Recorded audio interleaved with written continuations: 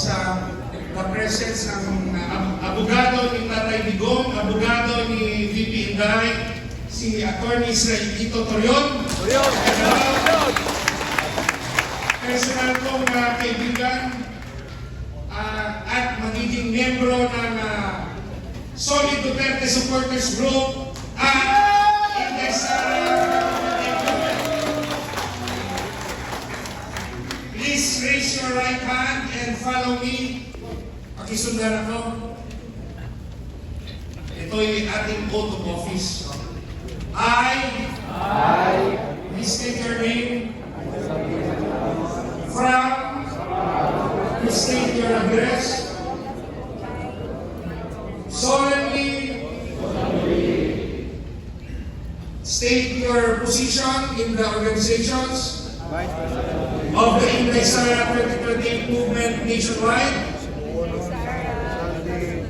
I shall uphold, protect, and promote the principles and objectives of our movement, guided by the spirit of purely voluntarism and self-reliance.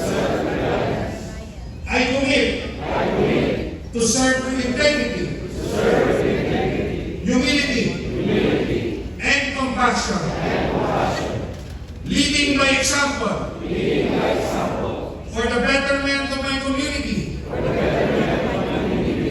my region, and our nation. I shall faithfully perform my duties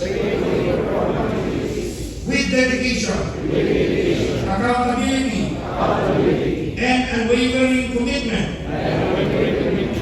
to the ideals of the movement. So help me God. Congratulations!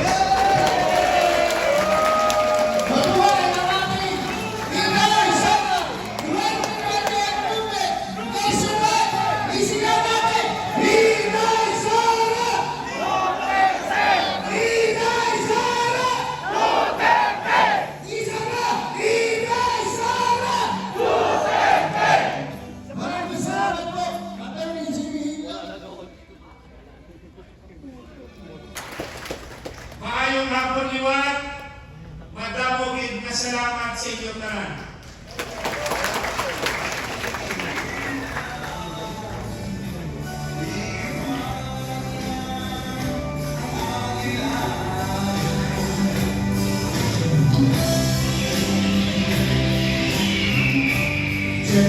Okay, maraming salamat. Palapakan po natin, Attorney JB Dillon.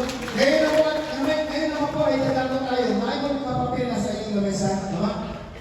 This time around, we will have our oath taking as official member and volunteer ng ating movement. Certification? Wala pa. Okay, so Mga DDS, bakit nag-aaway ang mga DDS? Bakit nag-aaway sa wala? Mag-ising kayo. May mga paraan na pwedeng gawin sa demokrasya. Sa demokrasya naman,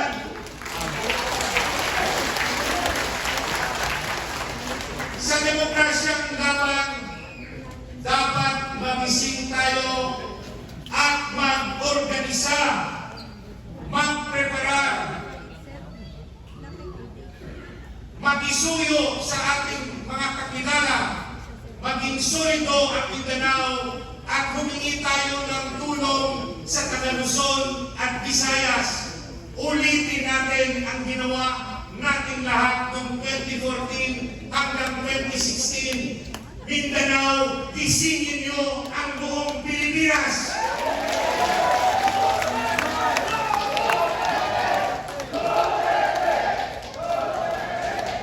Huwag na kayo mag-antay na mag-resign. Si Pangulong Marcos dahil hindi na magre-resign. Ngayon pa lang, maging aktibo kayo, makisuyo kayo sabihin nyo sa mga kaibigan nyo sa Luzon at Visayas, paghandaan natin ang 2028 election, ipanalo natin ang mapili nating presidente. At yun, sa ngayon, sino ba ang gusto nyo maging presidente sa 2028?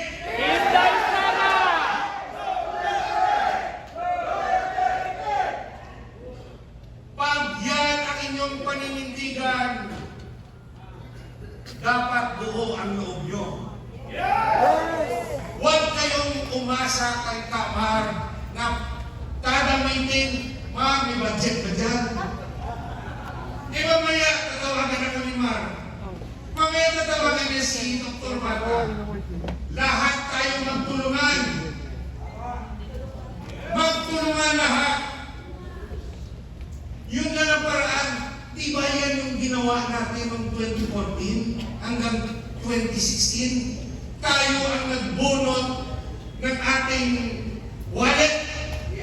Tayo nagpagawa ng mga tarpaulin. Tayo nagpagawa ng posters. Tayo ang nag-organisa ng pakain para sa mga leaders natin. Ano ang inaantay natin? Bakit tayo aasa sa ibang tao? Kung gusto natin pagbabago, merong legal na paraan. Paghandaan natin ang 2028.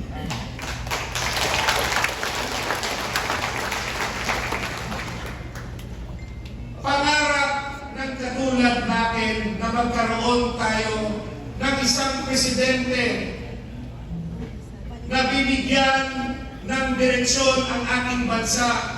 Direksyon para maging maunlad ang Pilipinas. Direksyon na maging industrialized tayo. Na marami sanang factories ang Pilipinas. Na magaganda sana ang mga daan natin. Na sana walang korupsyon. Na sana maayos ng ating Pangulo ang ating agrikultura. Sana magkaroon ng tinatawag nating state-managed farming. Ano ba, Atty. Hino, ang state-managed farming? Ang lahat ng lupaing pagmamayari ng gobyerno na hindi ginagamit ng gobyerno, dapat lagyan ng gobyerno ng negosyong agrikultura para maraming Pilipino ang magkaroon ng maraming trabaho. Gusto nyo ba yun? Ano ang gusto nyo? Ayuda o trabaho? Trabaho! Na hindi kailangan ng civil service examination dahil trabaho naman yan sa agriculture. Alam nyo ba nung nasa Malaysia ako, sinabi ko yan kay VP Sara, ang state managed farming. Sabi niya, kaya binoto kita, Atty. Hinoy, dahil gusto ko yung mga panukala. Tumatak sa utak ko na may pag-asa ang state-managed farming kung ang susunod na presidente ay si VP Sara. Ang mga pribadong lupa, naging failure ang land reform. Bakit failure ang land reform? Dahil yung mga maraming beneficiary, binibenta nila yung natanggap nila sa gobyerno na hindi naman libre. Ano ang magiging panukala ng isang Senator Hilo? Ay, sinabi ko na ba? Ano ang panukala ng isang katulad kong si Atty. Hilo? Ang pribadong may-ari ng lupa, meron siyang option. Siya mismo magtrabaho ng kanyang lupa at ito'y hindi kukunin ng gobyerno. Pangalawang option, ito'y iparenta niya o ipamanage niya sa gobyerno. Whether national, local government, GOCC, basta any branch of government, pwedeng rentahan ang pribadong lupa at yung gobyerno ang magmamanage nito. parang asindero ang gobyerno. At pag ginawa yun ng landowner, magiging prioridad ang landowner at yung kanyang pamilya